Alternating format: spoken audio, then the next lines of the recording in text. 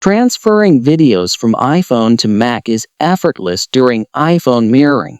Let's find an easy option for moving single or multiple videos to Mac. I am Max. Let's get started.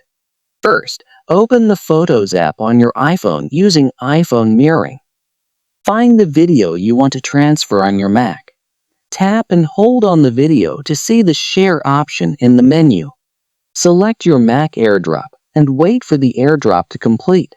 Ensure that AirDrop is turned on from the Control Center on Mac and iPhone from the Settings app. Under the General, enable AirDrop for contacts only or everyone for 10 minutes.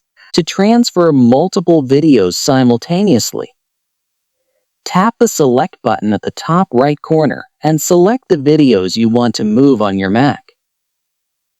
Now tap the Share button at the screen's bottom left corner.